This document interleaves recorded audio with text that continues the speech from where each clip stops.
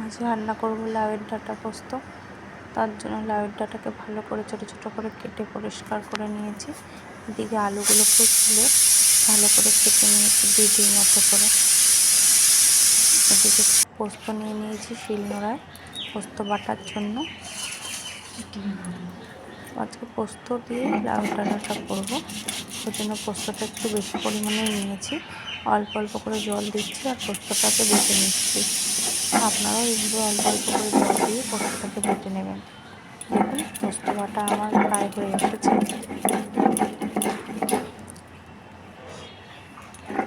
শিলনোড়ায় পোস্তটা বাটলে বেশি ভালো হয়, ওই জন্য আমি শিলনোড়াতেই পোস্তটা বেটে নিয়েছি। পোস্ত বাটা হয়ে গেছে, একটা বাটিতে পোস্ত তুলে নিচ্ছি।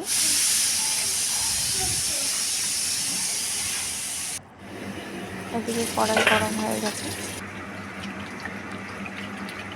লাউয়ের ডাঁটাগুলোকে ভালো করে ধুয়ে নিচ্ছি কষলে কষলে, যাতে ডাঁটার মধ্যে থেকে ময়লা ভেজা বেরিয়ে যায়।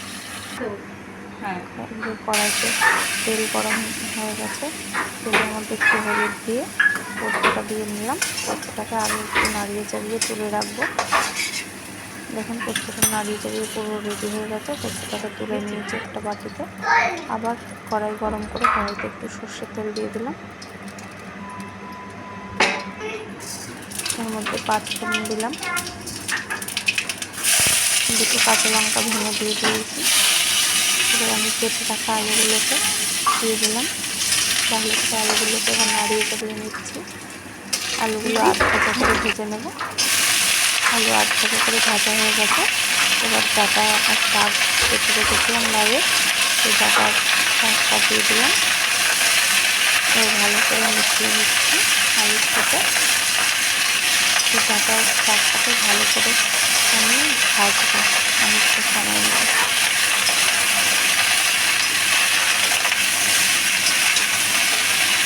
ভালো করে ভেজে নিলে লাউয়ের ডাঁটাটা খেতেও সুন্দর হয়। আপনারাও একটু ভেজে দিয়ে ডাঁটার সাথে ভেজে দেবেন ভালো।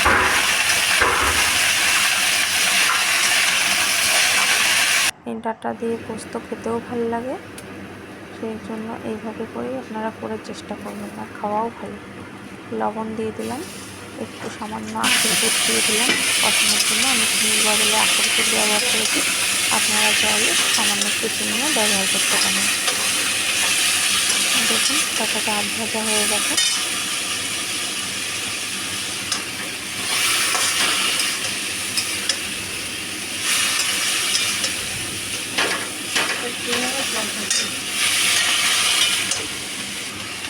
আমি দুটো লঙ্কা দিয়েছি, কাঁচা লঙ্কা, আপনারা চাইলে আরও বেশিও দিতে পারেন, ঝালটা আপনাদের টেস্ট অনুযায়ী দেবেন। ডাঁটা ভালো করে ভাজা হয়ে গেছে, এর মধ্যে আমি জল দিয়ে দিলাম। দেখুন জলটা ফুটে গেছে, ডাঁটাটাও ভালোভাবে সিদ্ধ হয়ে গেছে, ঝোলটাও অনেকটা কমে এসছে। আমি এর মধ্যে পোস্ত দিয়ে ভালোভাবে নাড়িয়ে চাড়িয়ে নিয়েছি। পুরো রেডি হয়ে গেছে আমার লাউয়ের ডাঁটা পোস্ত। আপনারা ওইভাবে করবেন আর খেয়ে বলবেন।